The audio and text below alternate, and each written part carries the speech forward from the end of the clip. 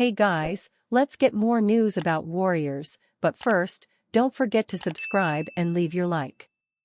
6 training camp storylines to watch. The start of the Golden State Warriors training camp is right around the corner.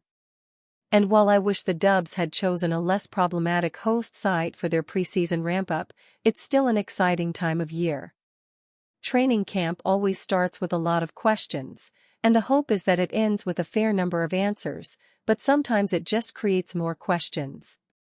When camp gets underway, we'll immediately learn of some new questions and storylines, as quotes come out, reports unveil new information, and, eventually, we get to see the team play. Until then, these are the 6 main storylines that I'll be keeping an eye on when camp kicks off. I've written a lot of words about the starting lineup, and I'll write a lot more before all is said and done. It was a topic that hung over the Warriors last year from the second they traded for Chris Paul, and it didn't disappear until the season ended. With Paul and Klay Thompson donning Southwest Division jerseys, the starting lineup will likely have less drama this season. But, with the season opener just 34 days away, it's entirely unclear what the starting 5 will look like, and there are about 5 million sub-questions that will determine the answer to this primary question. Do the Dubs want scoring, playmaking, or defense in the backcourt next to Steph Curry? You can make a strong case for starting any of Brandon Podziemski, Moses Moody, DeAnthony Melton, Kyle Anderson, or Buddy Hield across from Curry.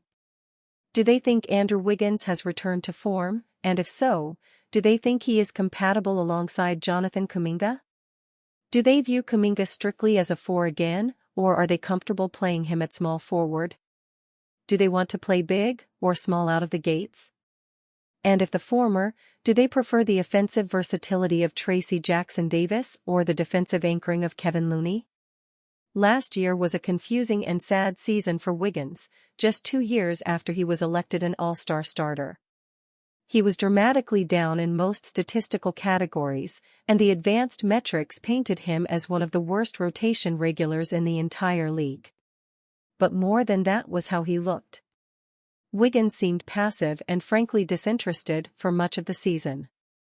After being a monster on the glass in the 2022 NBA Finals, and declaring that he'd had an epiphany that he could grab a ton of rebounds if he just tried, Wiggins had just 5 games all season with more than 7 boards, and finished 11th on the team in rebound percentage. He seemed hesitant to use his athleticism in any area of the game, and provided little on defense. Everyone can try to draw their own conclusions for what happened with Wiggins, but if he can't reverse it, the Warriors could be in trouble. I'm not sure how optimistic the Dubs are, given the reports that they were aggressively shopping him earlier this offseason. Whether he's in the starting lineup, coming off the bench, or used in a trade, how Wiggins looks will be a massive storyline over the next few weeks. Rookie center, creating two-way contract crunch. The Golden State Warriors spent good money to buy the number 52 pick in June's NBA draft to select Boston College center, Quinton Post. But thanks to a money crunch and a roster crunch, actually putting Post on the roster will require some adjustments, and saying goodbye to a player they like. The Warriors ended up with Post through a series of complicated transactions, which started with the team trading Corey Joseph, cash and a 2025 second-round pick for the number 52 pick in 2024. They traded that pick to the Oklahoma City Thunder to get wing shooter Lindy Waters III, and after OKC traded that pick to the Portland Trail Blazers, the Warriors paid the Blazers to get that pick back. But Post is still unsigned nearly 3 months later. Anthony Slater reports that it's a function of the NBA's new collective bargaining agreement. By buying the number 52 pick, the Warriors were hard-capped at the second luxury tax apron. Then, when they executed sign-and-trade deals for Buddy Hield and Kyle Anderson, they were hard-capped at the first tax apron, at $178.1 million.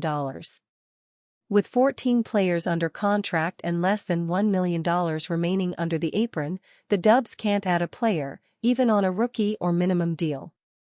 If they want Post on the roster next year, and all their actions indicate that they do, the only way they can do so is by giving him a 2-way contract. Presumably the Warriors already agreed to this before they drafted Post. But the team already has 3 players under two-way deals. There's Pat Spencer, the college lacrosse superstar who spent the last 2 seasons with the Santa Cruz Warriors and earned a two-way deal last February. There's defensive-minded point guard Reese Beekman, a tough defender and excellent athlete, whose weaknesses are his lack of height and shooting ability.